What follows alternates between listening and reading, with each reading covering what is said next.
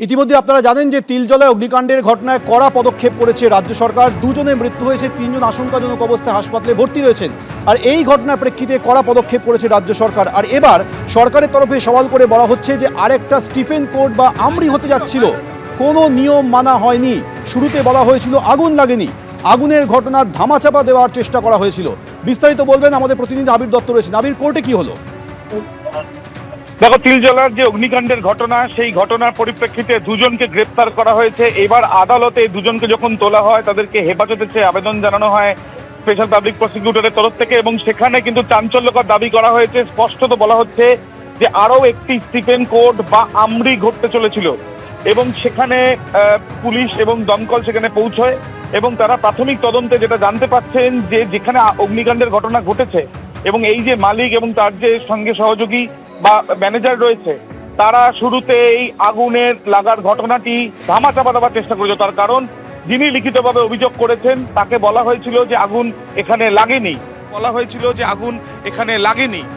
এরপর যে 5 জন গুরুতর আহত হয়, তার মধ্যে 2 জনের মৃত্যু হয়েছে। বাকি যে 3 জন হাসপাতালে ভর্তি, তাদের অবস্থা এমনটাই যে তাদের বয়ানও এখনো পর্যন্ত নেওয়া সম্ভব হয়নি। এই যে পুরো বিষয়টি বলতে গিয়ে পাবলিক প্রসিকিউটর তিনি এটাও আদালতে দাবি করেন যে কোনো নিয়ম তো মানা হয়নি, এবং তার সাথে সাথে এই যে পুরো বিষয়টি ঘটেছে, সেই বিষয়টির মধ্যে তারা কিন্তু অন্যান্য আর কোনো জায়গাতে এদের কোনো কারখানা রয়েছে কিনা বা এই ধরনের পরিস্থিতি কি, সেই সমস্ত কিছু তারা তদন্ত করতে চান, এবং সেই জন্যই হেফাজতের প্রয়োজনীয়তা রয়েছে। ফুল টাইম অর্থাৎ 14 দিনের হেফাজতের আবেদন করা হয়েছে।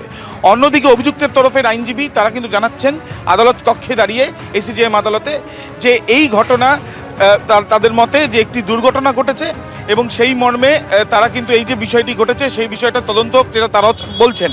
যদিও সওয়াল জবাবের পর এখনো পর্যন্ত আদালতের তরফ থেকে অর্ডার রিজার্ভ রাখা হয়েছে। পরবর্তী নির্দেশের পরে বিষয়টা স্পষ্ট হবে। তবে তোমাকে আরও একবার জানাই, সরকারি আইনজীবী তিনি সরাসরি আদালতে জানালেন যে আরও একটি স্টিফেন কোর্ট বা আমরির ঘটনা ঘটতে চলেছিল তিলজলায়, এবং এই ঘটনায় আগুন লাগার বিষয়টি ধামাচাপা দেওয়ার বা চেপে যাওয়ার চেষ্টা হয়েছিল। যিনি লিখিত অভিযোগ করেছেন তাকেই বলা হয়েছিল যে এই জায়গাতে আগুন লাগেইনি। ধন্যবাদ আবির।